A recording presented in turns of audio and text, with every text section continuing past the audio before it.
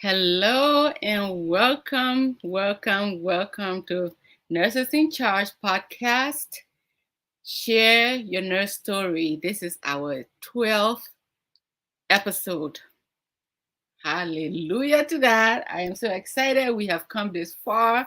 We celebrate every milestone, okay? We're all about celebrating nurses' achievements. So, listen, this is a major milestone for Nurses in Charge, and I am excited to share that with you. Today, we are truly, um, I would say, we have this opportunity to have a conversation, none like others ever before, because every episode has its own featured topic, guest, and it always leaves you understanding nursing, the field of nursing, our profession, understanding us better ever than before. Can't even bring the words out. But I want to welcome you all, and I am just here to share some great news with you. Nurses in Charge, we are a nonprofit organization, 501(c). In the US, this is our tax code, meaning that we are federally recognized as a nonprofit, and we, as an organization, we serve nurses by connecting nurses globally, nursing professionals from our novice nurse to the most expert nurse. We are bridging the gaps between all of our nursing professionals globally. We're not a nonprofit organization that is bound and restricted only in the US. We are in 19 countries celebrating that. We are looking to grow into your um, community, into your nation. Come on board. We are nurses in charge. You are in charge. I am in charge. And we are embarking on this movement to bring up changes, policies, renew those policies, those ancient old policies that no longer serve us. We are impacting nurses globally. How are we doing that? Beyond connection, we celebrate nurses' achievements. Beyond the celebration, we empower nurses to grow professionally, to get the standard education under their belts, to make sure that a nurse in Asia and a nurse in Australia have a baseline of understanding, making sure that the standard of education, training, and confidence that all nurses should have, we're bridging that gap. Okay, it is not good for a nurse in one country and another nurse having a diverse, and or I say um, a an education base of learning, and or the most updated information. And I would say, let's just go to evidence-based practice, that there should not be a divide. There should not be uh, a variety of services to our nurses. We should all be on the same level, at least having the basics, the standardized education and preparedness for our field, because our patients are relying on us. Our patients care, their lives are entrusted in our hands.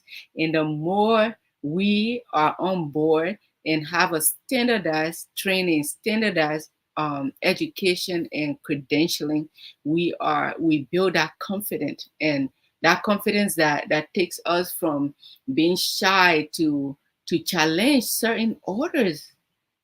I can go on and on. I am just saying that nurses in charge, you are in charge, I'm in charge, and we are we're taking a global movement where nurses don't have a gap between their learning experiences, a gap between their expertise and or their clinical knowledge base. Okay, so today I kept this conversation going because I'm waiting for my guest to join me, and today episode is special.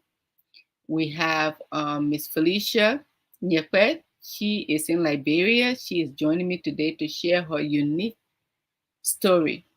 And as our name says, share your nurse story. Her story is not like my story, nor is her story like yours. So for this reason, we invite all nurses to join here. Let me share that link with you. If you're interested to share your nurse story, you can submit your story here. Okay. I am looking forward to creating a QR code that you can just scan from your viewpoint and go right into that link. So hopefully before the next or on the next episode, I will have that available for you. So share the link and just tell us, what is your nurse story? What is that story that the world needs to know? The world needs to hear that, don't keep your story hidden,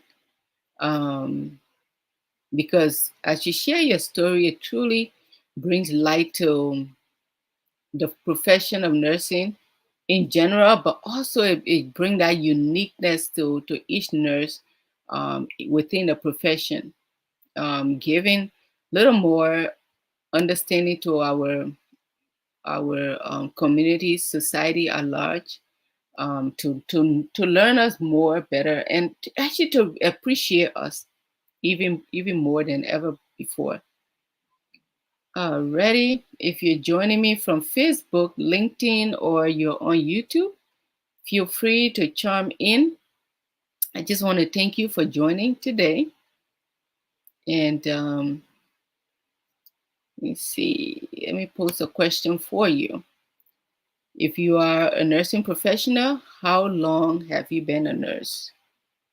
How long? I am just interested. I get curious. How long have people stayed within this profession? Personally speaking, this is my 26th year of nursing. I started as a nurse's aide, a nursing assistant. And this is in my blood. This is what I know. This is what I love doing. And I'm not changing my profession for nothing. I'm not changing it for any other profession out there. And listen, sometimes you look and see other professions make more money than nurses. But listen, this is my vocation. This is my calling. This is what I love doing. I go to work not even feeling like I'm working because my heart belongs there. So how many years have you been in nursing? Share that with us, please. Okay. Again, I love sharing this every episode.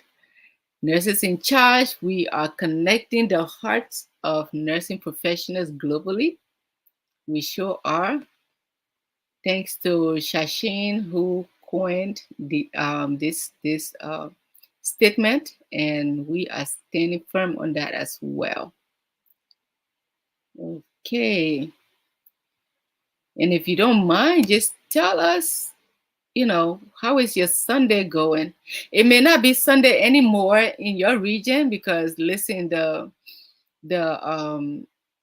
global clocks are ticking, and seriously, currently it is 1 p.m. here in the US, and in Liberia is what, 5 5 p.m. and I believe in India.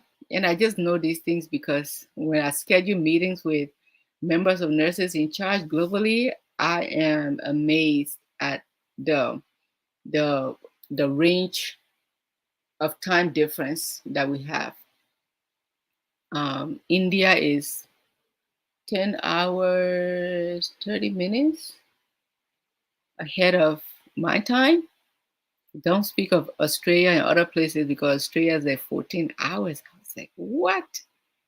How do we do these meetings? Why it is 3 a.m. somewhere and it's just 1 p.m. here in the US? But hey, this is God's green earth. And listen, the time differences are just part of our uniqueness, okay? I appreciate it. Ready. Felecia was on in the back. She was backstage with me earlier, but then her connection may have cut off. Listen, this is one of the challenges that we have faced in Nurses in Charge because we have members in nations that don't have good connection, and sometimes their internet connectivity is not stable. That's my reason. That is what I mean by connection, not that the physical connection, but no, is the internet access sometimes is so poor. Electricity is not found everywhere constantly as we enjoy in the US here. So um, I have grown to be very patient when I wait on someone to join me.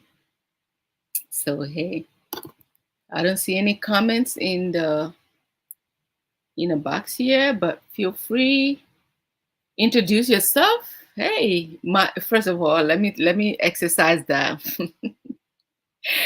I am Dr. Nyeekpee-Bendoe, the founder of Nurses in Charge, and I am originally from Liberia, but almost half my life I've been in the U.S. Love it here. It's such a blessing to have two homes. Actually, I have more than two homes because Ivory Coast is also a home to me.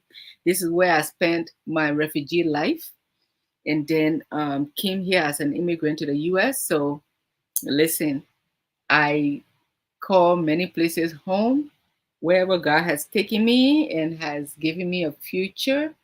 And I call those places home as well. So just comment and let me know who you are, where you are currently practicing as a nurse. And if you're not a nurse, it's okay. Just tell me who you are, join the conversation.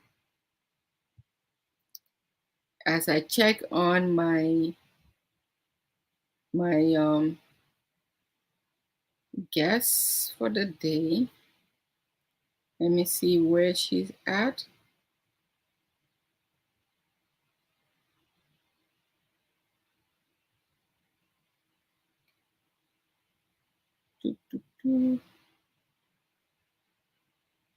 Ready?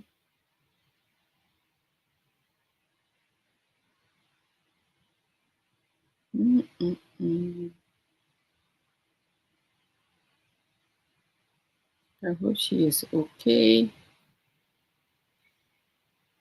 Listen, we just had two hurricanes back to back out here um, in my region here in Florida. I would say 2 weeks, 3 weeks ago, we had Hurricane Helene. It always intrigues me as to how they get these names. There are stories that I know and I don't know how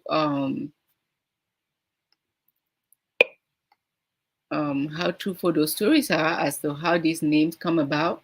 But we had Hurricane Helene that hit the southern regions of the U.S., southern and northeast, and truly did some major damages there.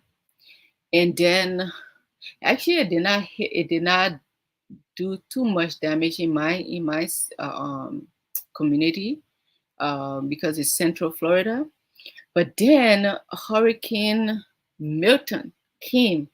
This guy, I think he Milton, Hurricane Milton. I think he's very vindictive because when he hit, it was ridiculous last week. I was locked in at work for 2 days. Went in on a Wednesday, did not come back on Friday, and there were trees, debris everywhere, flooding, and people are still they're still uh, recovering from the impact of this hurricane. And I believe that was last month when Nigeria got hit with a storm, and it was ridiculous because that week I believe that was episode 8 of this show, and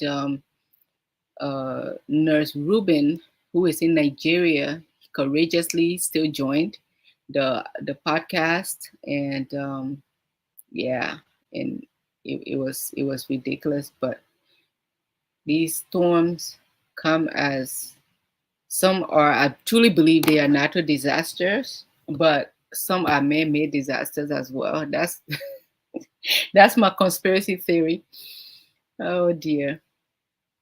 Alrighty. I see two joining me here. On Facebook. Feel free to tell me who you are. Introduce yourself. Thank you for the hearts. Oh, okay. I see Siane and D Roberts. You guys are faithfully joining me almost every episode. You have been very supportive. Thank you. Thank you. Thank you. How is your Sunday going? And how is your nursing world? What's new in your arena of nursing? What's happening? Are you still loving nursing? How? All right, see you commenting.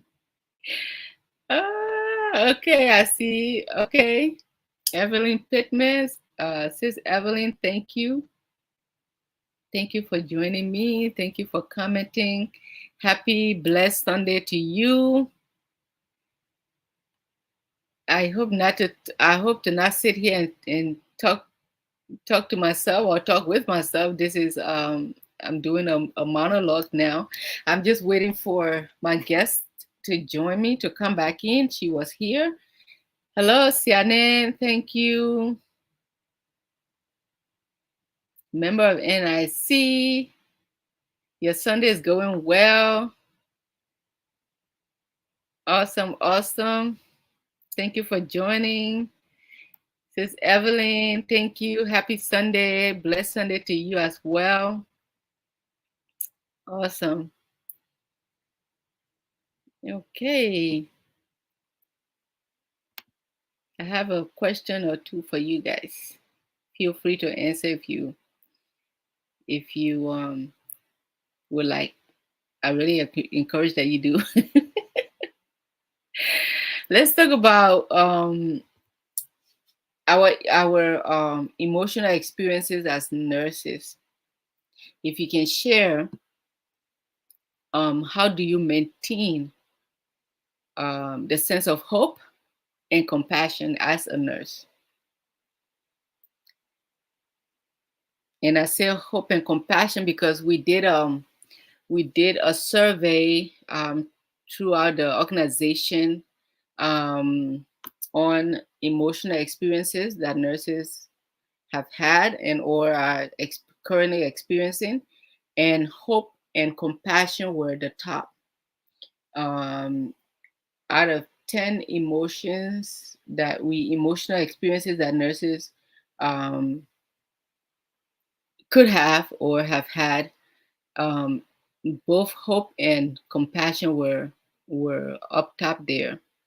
I believe compassion was 10 out of for a range of 10 being the highest uh, or most frequent emotion experienced by nurses. Compassion was number 10, and hope came right next to that in number 9. So nurses are hopeful, nurses are compassionate. And how do you maintain that? Knowing that nursing can have turbulent times, or turbulent environments that we work in, very chaotic at times, and also just noting that patients' conditions don't always stay in a stable range, or hemodynamically speaking, things can just go off the roof, from the patient who was, who seemed to have been recovering and just gone the other way. I would say, leading to crisis. How do you maintain hope for that patient? How do you continue to show compassion towards certain patients that just, or their families? Sometimes not even the patients, their families that are like ridiculous. They're demanding, they are forceful, very, very unappreciative. How do you maintain compassion in those situations? And just keeping hope for that patient that's declining, their condition is declining. How do you continue to show, to be hopeful for their survival?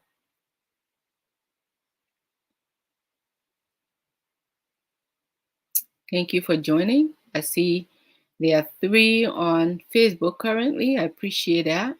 Thank you, thank you. And 2 on YouTube. And I will step in there and say that for me, my hope that I've ever exercised in my nursing profession has truly come from prayers. I pray when I see conditions going worst in my patients' care. I pray. I say short prayers. Sometimes I'm holding the patient's hands and I just say a short prayer. Sometimes it's like I'm checking their pulse, their radio pulse, and I just say a prayer for that patient. Say, Lord, please help this patient survive. Turn this condition from worse to to stable. And sometimes the prayers are different. If the patient is anxious, I'm praying that the patient, their anxiety will ease off. And if it is not a patient condition, if it is situations where I've seen myself go into work environments that are toxic, I'll pray while I'm driving to work. And when I when I'm at work, when I'm just, situation don't seem suitable, I'm praying in my heart. And yeah, so my hope come truly from praying. And before I know it, I'm more courageous. I am so strong. My outlook of the situation, my perception of the situation start to shift over to more positive outlook of that situation. And so I don't rely on my own strength. I'll be lying to you if I say so. I'm prayerful, and God has brought me through many of these situations.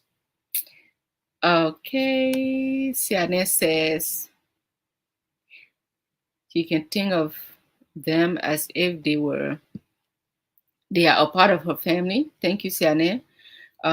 You would want your mother to be treated with compassion, so treat them that way. Thank you, Siane. Oof, girl, you are going to be a decorated nurse.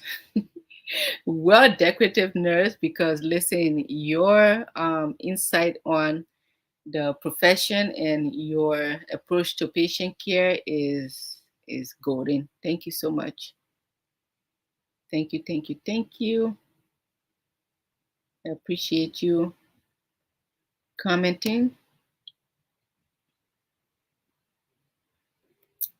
Okay. Awesome, awesome. I'm just sharing your previous comments.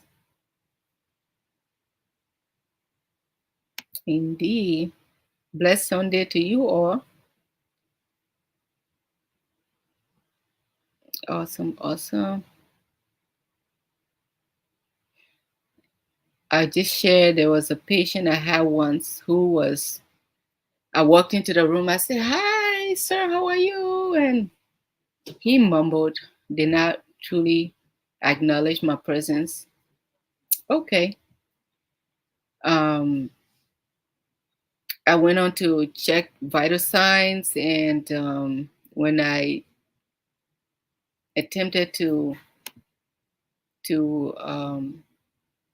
when I attempted to listen to his heartbeat and just do my auscultations, he said, "Don't touch me." Oh, don't touch you. Okay, this is going. I'm thinking at that point, wow, this is going to be challenging. You have a patient who says, "Don't touch me," so this is going to be a virtual um, approach to care, meaning I'm just standing here and talking to you, can't touch you, there's no way to assess this patient. And little did I know that this patient was highly, highly, highly racist. He had no clue that his nurse was going to be a black nurse. Okay. And so when I walked in that room, I cannot imagine what went through his head. Like, who is this person coming into my care? But that makes me wonder, when we have so many uh, I mean, the diversity in nursing these days, where you have black, white, blue, pink, different races among our colleagues. How do you determine you don't want a certain race to be your nurse? How do you manage that? So again, I prayed, say, "Lord, don't know what this patient's going through. Don't know what they've experienced in the past. Don't know where this racist attitude is coming from, but something has to work here tonight." Okay, so long story short, I tell my charge nurse that, "Hey, this patient does not want me to assess him. How do I go about his care?" She said, "Oh, I forgot to tell you that this patient is racist, and he mentioned in according to the report passed on, that he did not want any nurse of color." Okay, but looking on the unit tonight, all the nurses are nurses of color except for the charge nurse. Okay, even the charge nurse was mixed. She was biracial. So good luck. She was a little bit on the, fair skin. Um, uh, yeah. So, but she was biracial. So technically, we were all nurses of color. So she went to him and said, "I don't know what your care will look like tonight, because we are all nurses of color tonight. And so your nurse is your nurse. Decide if you don't want her care.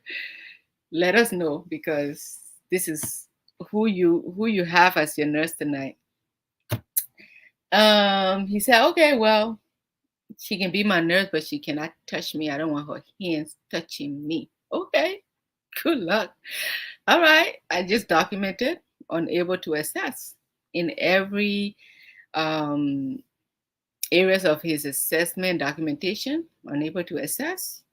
Um, okay, but that was a tough night for him, because um, his condition did not stay suitable according to what he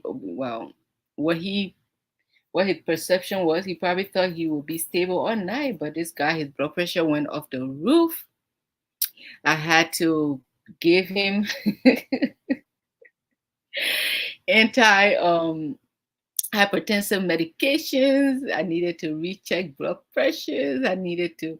So as I was humming songs and singing throughout the night, but I would believe that because I usually work night shift. I'm a night owl.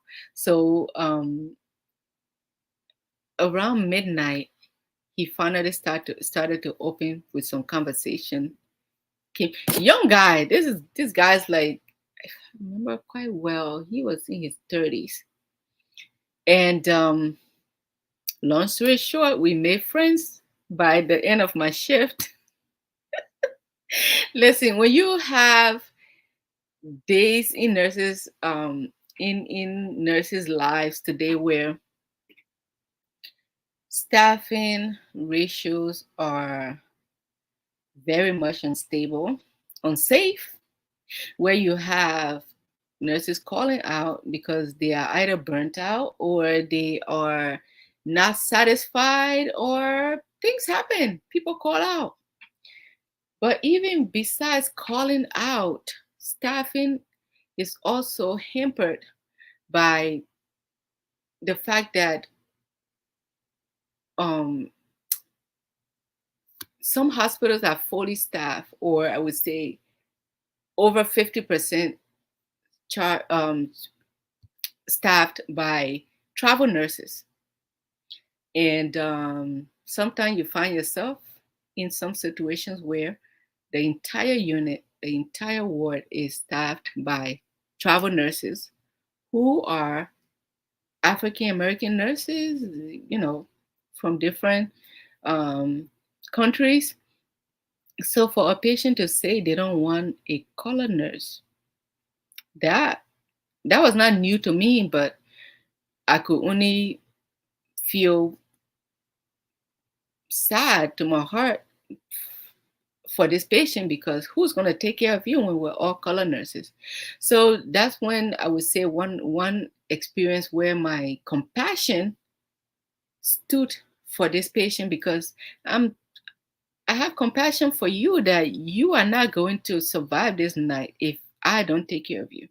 The way the fully care for you efficiently, the way a nurse, a prudent nurse should take care of a patient. So if you don't want me touching you, buddy, I can only see that you are going to stroke because that blood pressure is not coming down and it was in the 3 digits on both ends. So these are situations that nurses experience.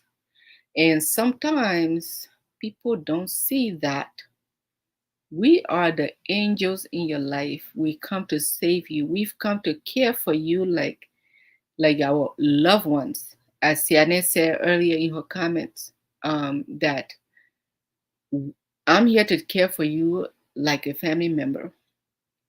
And actually, on my badge, there's a heart button. And when this company that I worked for, then it says you are taking care of your patients as if they were da da da. And mine, I put there as if they were my family. And it's right there on my badge, and you're reading it, and it says so. So, how do you then not think that I am here with a good heart and spirit to take care of you as if you were my loved one? So, you get into those situations, and I was hoping, yes, that he would survive the night, um, because this is a patient who was not stable hemodynamically. He was edematous from head to toe. Not to reveal much of his situation here, his medical condition, but he was not in a good state of health. First of all, he's in a hospital. So when you have those situations, you put aside your pride if you have it. You put aside your I would say you put aside your hurt feelings, because when someone rejects you and you've clocked in, you've gone to work, you've gotten this education, you've taken on this baton to light to be a light in the world as a healer. You are a steward of this healing ministry that Christ established, and you show up at the bedside to take care of this patient, and or wherever you may be, but then the patient rejects you. It is not a good emotion. Sometimes people get angry and say, okay, I don't want him either. But that is not the oath we've taken as nurses. So um, in those situations, I choose to be the professional because that is who I am. I'm the professional in this situation. This is my career. You're the patient. And I will pivot a little bit. If it's a family member that is having issues, then they need to leave the hospital. You need to keep walking because this is my patient and I am taking care of my patient. And if you have issues, maybe it's not even about me, but you're projecting it on me. You need to find your way out, sister. Get going because this is my patient, this is my profession, and I'm taking care of my patient the best way I know how to. So yeah, nurses go through ridiculousness all the time, a lot of the time. Not even occasionally. There are so many incidences where nurses just like, seriously, this is what I signed up for. Listen, that is not what we signed up for, to be there at the point of uh, to be in the space of racism or sexism, ageism, you name it. But at that point, you have to be the professional. You have to put on your compassion hat. You have to say, you know what? Let me not even let this get to me. Oh, I have a nurse joining me from Texas. Thank you. All right, I'm going to put your comment on blast. You have donation drive going for nurses. Oh, for nurse supplies and uplifting cards. OMG, listen. Let me see. This is coming from Rural Nurse Wellness Foundation of East Texas. Thank you. Thank you. Thank you for alerting us that you stand in solidarity with our mission to serve nurses globally. Thank you so much. Your uplifting cards, listen to me, they will be read out loud on um, the global platform. Everyone will need to know and hear and appreciate you. Um, oh my goodness. Penny Woods, thank you so much. You made my day. We did a show, I believe that was 2 weeks ago, or a little over 2 weeks ago, asking nurses to love on nurses because I am taking a global tour, but starting in Liberia in December by God's grace. And we were asking nurses to to care for other nurses through acts of kindness. And whether you're donating your gently used uniform or a brand new uniform set, nursing shoes, stethoscopes, we put a call to action out there. And now the Rural Nurse Wellness Foundation of East Texas has responded. And actually, when I spoke with the last time I communicated, not spoke, but the last time I communicated with Amanda Maggio, she did say they had 4 boxes donated already through the drive. So thank you so much. Thank you for showing up today to make this announcement. And I am excited. and I have that mixed emotion. I'm excited, but like I've never done any tour um, of this magnitude. But I'm excited because I love nurses. I love nursing, and when I get this calling, the Lord telling me to go out there and truly meet nurses and be there with them and truly do this historical tour and share light on nursing, the nursing profession globally, and truly just show places, people, the historical aspect of nurses, and even coming to the present time. I said, Lord, if this is what you want me to do, I will go and do it. You've sent me for some uh, dangerous mission in the past, and you went with me and you brought me back home safely to my family. So this one should be fun. I believe it will be fun, but I'm still like, when God sends you, He's sending you because He truly wants to make an impact on the world. And so, Penny Woods, thank you so much.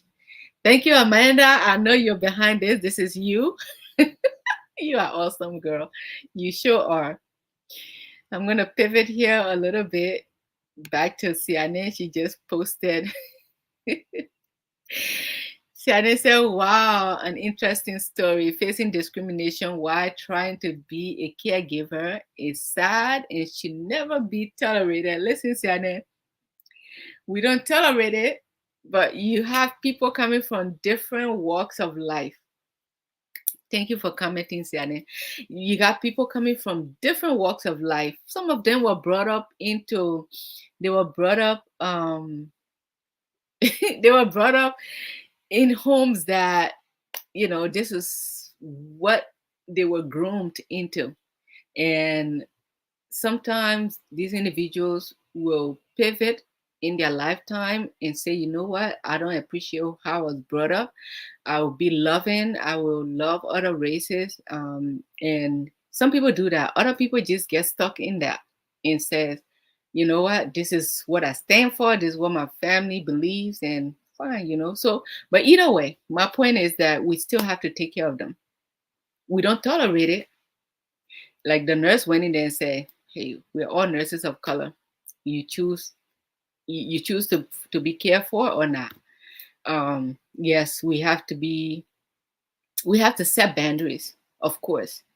But at the end of the day, we're the professionals, and we have to care for those patients as if they were our loved ones. Because listen, there are discriminations in our own families. You just think about some family members that, like, they treat each other so bad, so ugly, just because of some differences. Family ugly histories. So discrimination, even racism, it exists in our families. Some family members are treated better because they're light skinned. Others are treated better because they're highly educated than the others. So yeah, it's in our family. Let's face it. So when I think of that, I say, you know what? If it's in our families, and I do know family members in my family who are, they discriminate. They think they're better. They give preferential care to others. Um, so when I think of that, I say, if it's in my family and this patient is like this, and this is my profession, I just brush it off like this. I go on and do my work. If the patient allows me to touch them, if not, it's up to you, buddy. But yeah, we don't tolerate it. But what are we gonna do? We have to be the angels that God created us to be.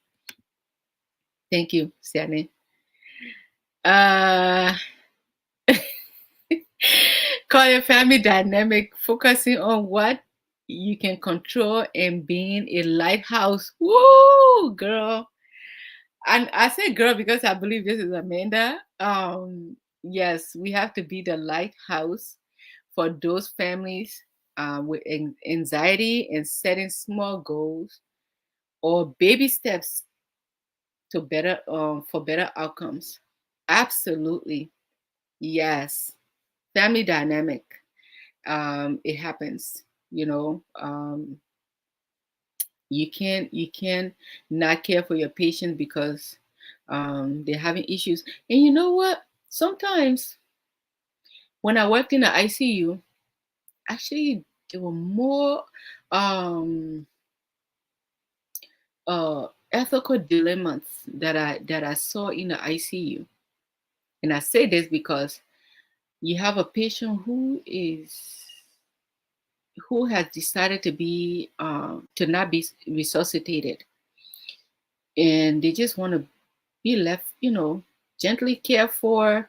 Don't go compressing their chest and trying to revive them. They don't want CPR. Leave them alone. They don't want to be left on a ventilator if such and such happened. They set their dying wishes. They put that together, and it's verbatim, and it's there in black and white in their will. And the loved ones come and say no. You need one side of the family group will say no. Mom wouldn't have made that choice, or dad wouldn't have made that choice. And then the other family say, but it's in writing, she signed it, so we have to honor mom or dad's wishes. And then they start fussing. At that point, my heart breaks for them. Like, oh my goodness. I just hope that they can come together, because truly the last sense that goes is the hearing, right? Patients can be hearing these family members fussing at the bedside, and the staff members are looking at each other like, wow.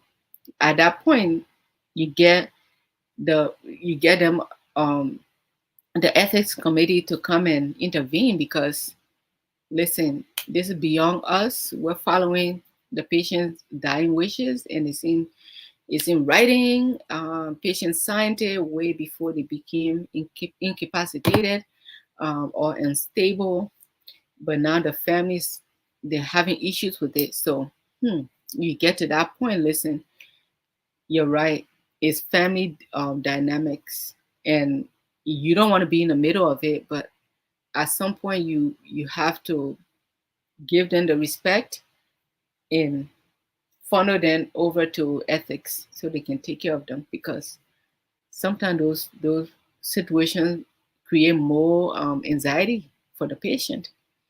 Anxiety in the hospital setting, because this is not our focus. Listen to what the patient wishes were, and worst of all, if the patient did not put it in writing and told a few of the family members, now you're really in a um, hot sauce at that point. Thank you guys for your comments. Thank you, thank you. Thank you, thank you, thank you. Let me see. What am I missing here? I'm just wondering who and what's holding my guest for today's show. But listen, it turned out that we've had good conversation here today. Um, doo, doo, doo. And we are 10 minutes before the show ends. And I'm inviting you, Amanda, to join me for one of our, whichever Sunday works for you. Join me. Siane, I'm calling you, all of you guys out here today. I'm calling your names because I need you to join me here so we can have a mini party. But I want to thank you all for joining. Um, I'll be sharing the link.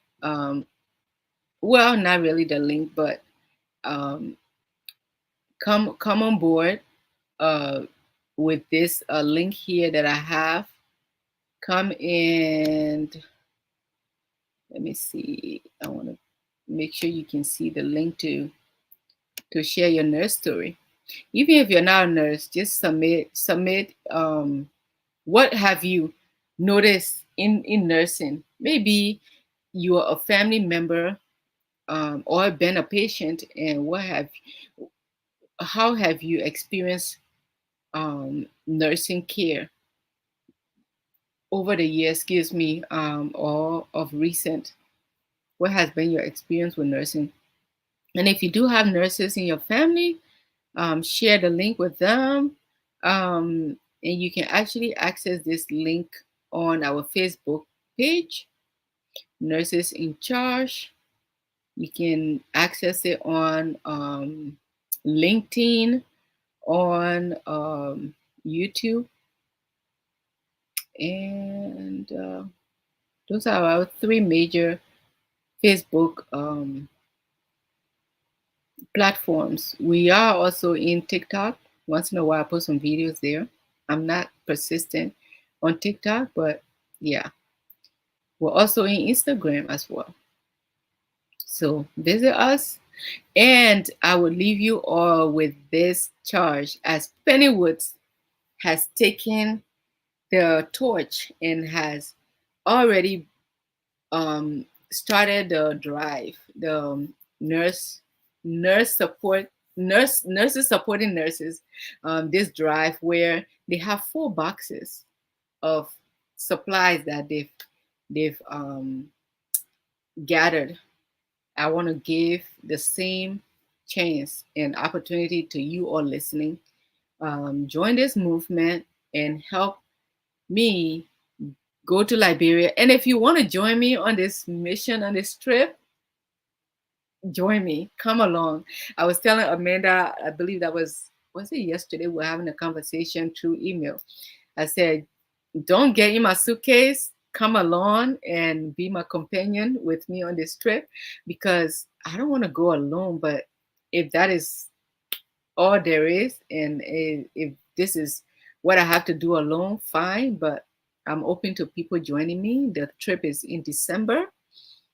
For 30 days. You can stay for the duration, or you can stay a little while with me. But this is going to be so fun. This is going to be so revealing. I cannot even imagine what the discoveries are going to be.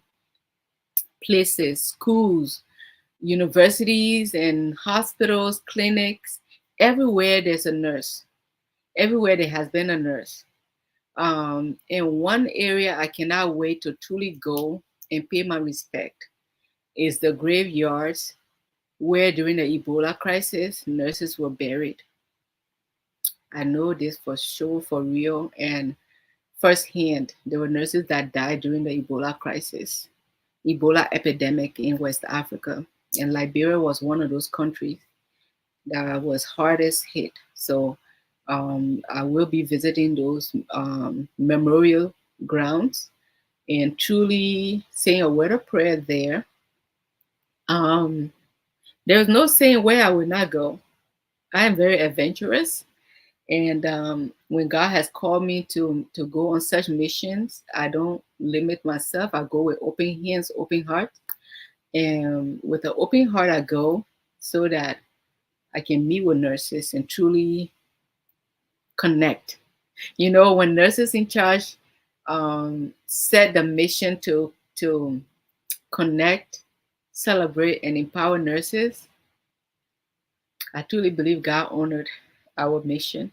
And therefore, this is one major project that He has laid on my heart. And I invite you all, if you cannot go with me physically, to be there with me, to laugh and jump and act crazy with me. Please do follow me on social media. This will be highly publicized, promoted, and yeah, um, share this journey with your loved ones. Support this journey, support this project financially, because it is costly. It is not free to travel to Africa. Actually, my flight cost is round trip is almost $3,000. So it's not free, and that's out of my pocket. Nurses in Charge is brand new. I say brand new because we don't even have the funding like that to truly cover this on our own. So we're asking for your support. We're asking for your financial support, your donation to all the drive that we have out there. And yeah, tell your churches. There are churches that need to step out and truly support nurses. There are hospitals where nurses have worked, have dedicated years of their lives. The hospitals are all over the world. So please join this movement. Um, yeah, go to nursesinCharge.org and yeah, donate. We have a button there, donation button. So please donate financially. I need your money. I need your moolah to make this project a successful one. Yeah, so lodging, food, transportation when I get on grounds. Yeah, videographer, you name it, everything costs. So make this happen, help build this to make it a successful project and be on that sponsored list. Okay, you will not be forgotten. Um, Organizations that are partnering with us, that are sponsoring, will not be forgotten. We're not we're not one of those organizations that you support and no one hears about you. If you've had a nurse touch your life, if you've had a nurse touch your family's lives, this is your call to action. Visit us at nursesincharge.org. Let me post that link. Nursesincharge.org, and support us. And we need your support. And I want to thank you all who have already started supporting. Um, you are highly, highly, highly appreciated.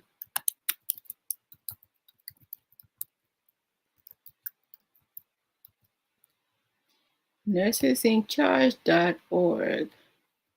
Here you are.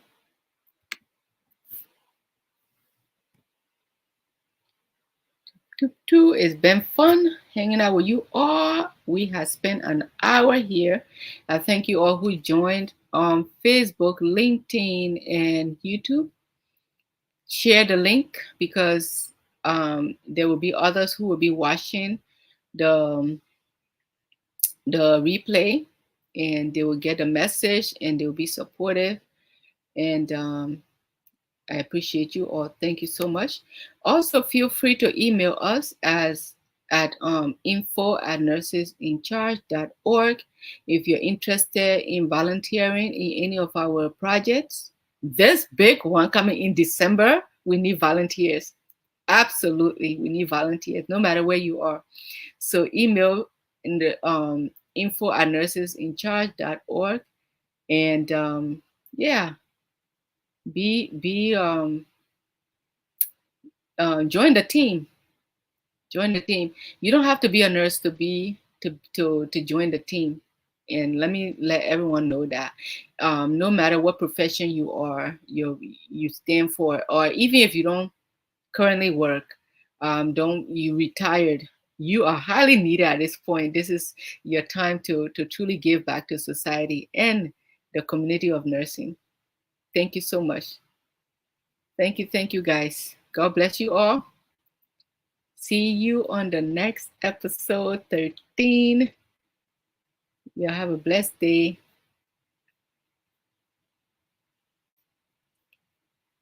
Here we go.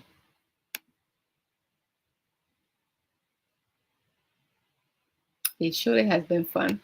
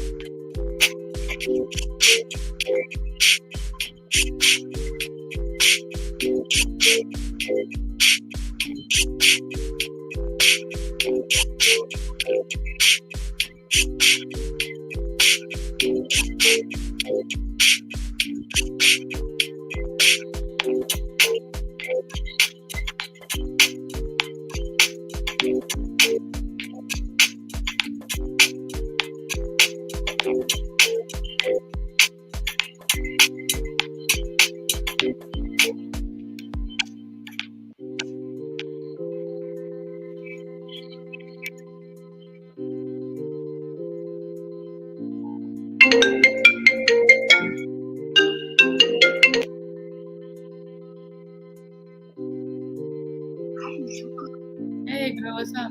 Hey, good. How are you doing? I'm good. No, I just literally ended the podcast. I was on there. Like, Oh, you got me like a minute after the podcast. I'm like, oh. oh wow. Okay. I